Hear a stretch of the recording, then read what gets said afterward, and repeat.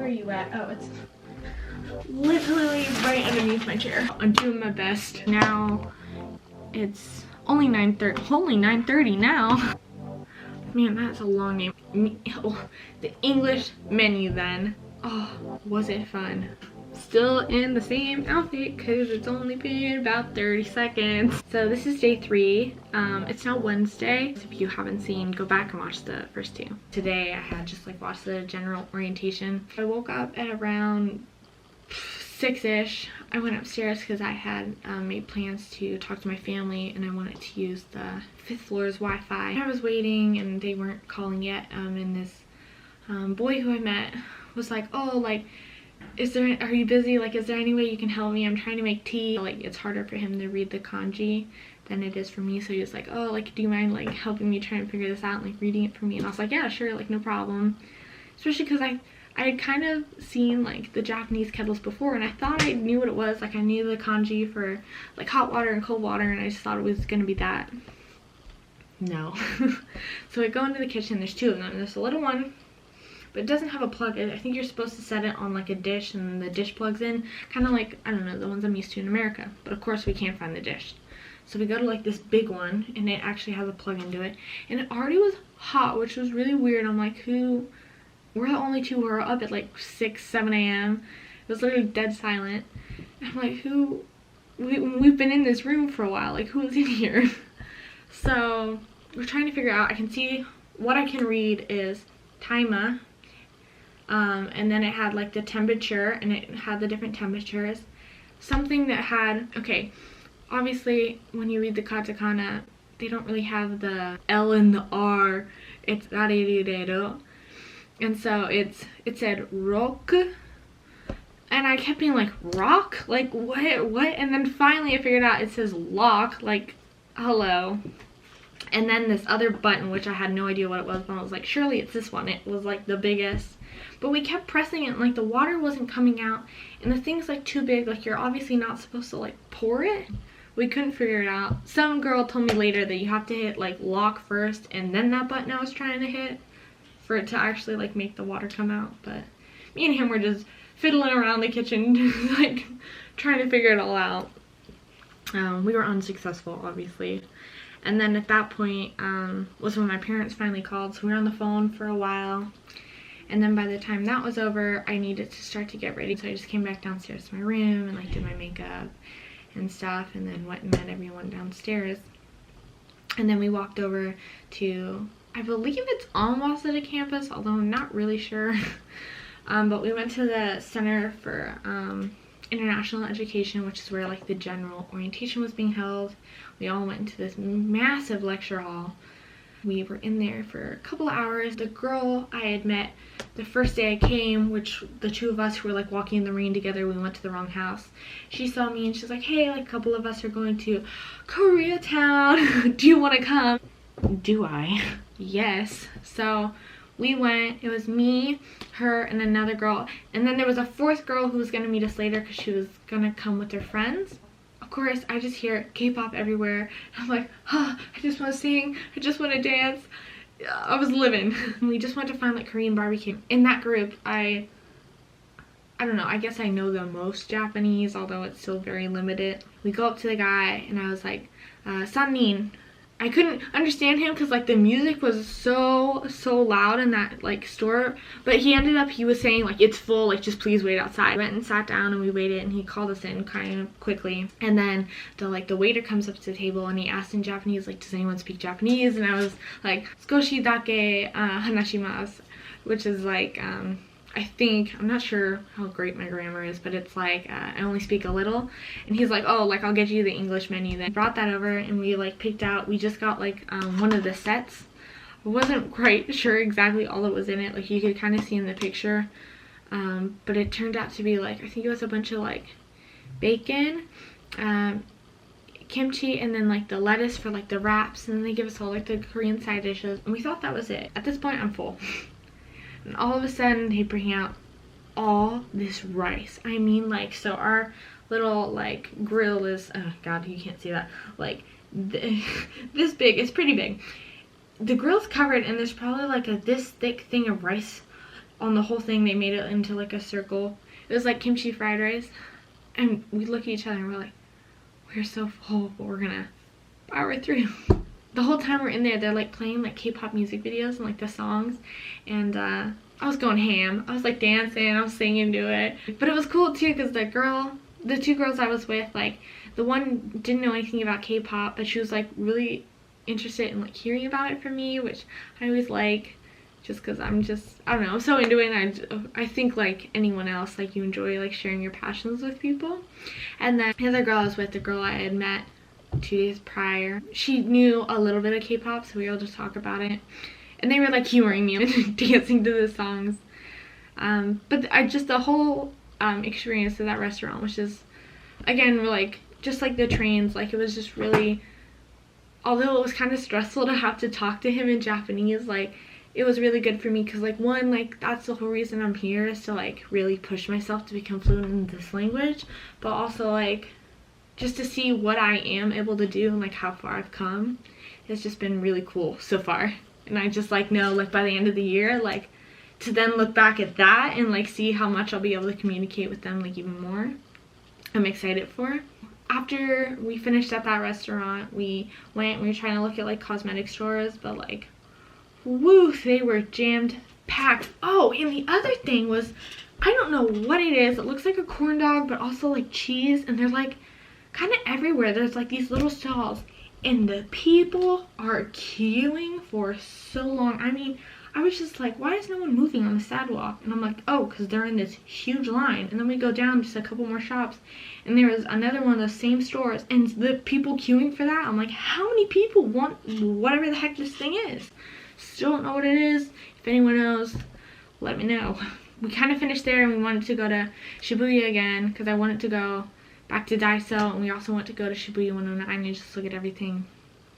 So we had met the fourth girl from before, and she went with us to Shibuya. And then this is where my day just got a little difficult, just a wee bit. So we go, I've been having no problems with my Passmo card this whole time. So we go in the station, and I'm the first one because I'm just a fast walker, so I just kind of get everywhere quicker. So I scan my Passmo card, no problem, I go through. They went somewhere else, and I didn't see where they were going. I thought I had gone in like the wrong gate for like a different line, and I was like, oh shoot, like I'll just come back out again. And I guess like you're not allowed to like scan it going in and then come out on the same station or something, because when I scanned it that time, like it went red, but like I would already kind of pass through the things, and they shut on my legs, and I was just so confused. I didn't know what to do. Oh, like whoops, like I didn't know what to do, so I just kept going, and I met up with them, and I saw that they were just at like the charge station for the cards. Could just wait for them in the gates and like not have that whole thing. But something like that interaction must have like screwed up my Passmo, because then when I tried to go back in again, like it was doing the red thing. It was like beep beep beep, like not letting me through. So I had to awkwardly like back up, and like of course like there's all these people trying to get in, so I'm like, oh, like I'm so sorry. Is what I thought had maybe happened was, I've heard like sometimes, and I think this is in most countries, if you go in and you come out on the same station, it can charge you like the most expensive price for like a trip, because they don't technically know where you've gone. They think maybe you've ridden it like all over the place and then try to come back out and like not pay anything.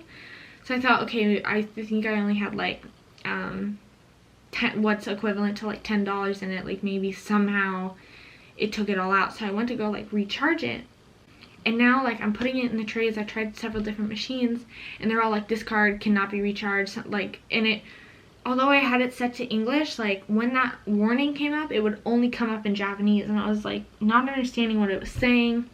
So I go up to the guy who's there like in charge, and I was like, oh, sumimasen, and I couldn't think of the word for problem, which I'm pretty sure now is mondai, because I kept being like shitsumon, and I was like, nope, that's question. Like I did have a question, but like it was more like, I have a problem with this dumb card. And he's like, oh, charge you? And I'm like, you want to charge it? And I kind of just said like, yeah, hoping he'd see what happens if I went to go charge it. But then he kind of left, and I was like, wait, come back, please. And I put my card down, and the warning came up again, and he just kind of went like, oh, like, and he was like pointing around the corner, and I was like, what? Like, what?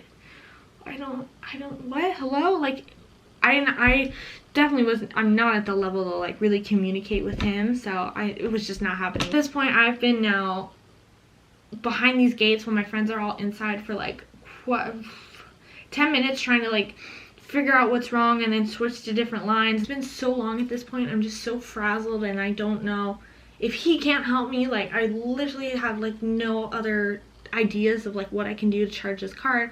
So I just ended up like buying a new Suica card.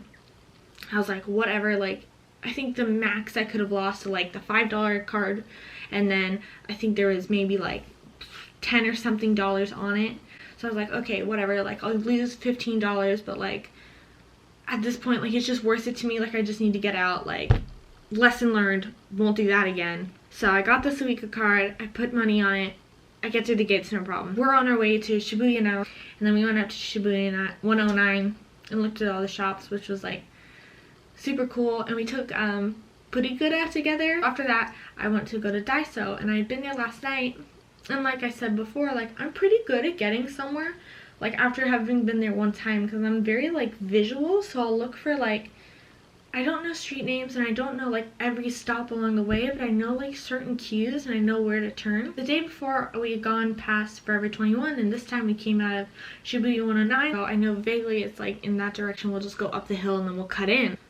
Little did we know, somehow, it's so crazy how like the city changes so quick. So it's like so busy, and then all of a sudden like we're on the side street and like there's kind of no one and there's way less lights, and we look down like this like long strip and it's just all love hotels, and we're like, oh no.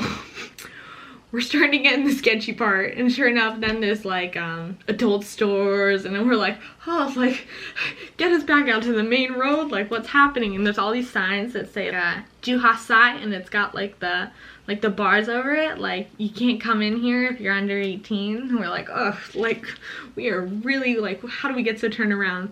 So we just go back out to the main road. If you want me to lead you, like I have to start from Forever 21, because that's how I know to get to Daiso. Once we found that, sure enough, I get us to Daiso, like no problem. Like, dun, dun, dun. Yep, we're on the right way. I know exactly where we are. We go to Daiso. I picked up, I wanted scissors, because I keep finding I need to open things, and I'm like, like trying to rip at it with my teeth. Picked up tape because I want to start putting my pictures up on the walls. So I got just like your basic scissors. But the thing I mainly got was like these like storage boxes. So we make our way back to the station. One of the girls I was with was like, okay, I know how to get to Nishi Waseda, let's just take that one. So we ended up taking that. That was really easy. Still using my good old Suica now that my Passmo has bit the dust. I don't know what happened. And that one's prettier too. I like it more. Even though they're the same, it's just a card, but I'm sad. So we just went home, which is where I'm at now. So after recording all this, I'm just gonna try to clean my filthy room. And then I'm just gonna look up my like schedule for tomorrow and then watch some more K-drama and go to bed. Alright, well, bye-bye. Okay, wait. So I just remembered something really embarrassing that happened. Oh my god. Hasukashi.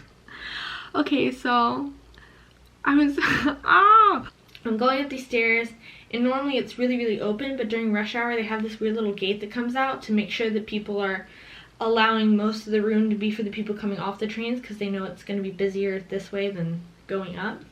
So I'm going up, and I'm stuck in this tight little narrow space with all these bags, and like the bag got caught on my foot, and like I technically didn't hit the ground, but like it looked like I just full on like face planted into the stairs. So embarrassing, especially because like apparently I don't really notice it, but like when I'm with other people they'll be like, oh, everyone's like staring at you because of like your hair and stuff, and just I guess like being foreign.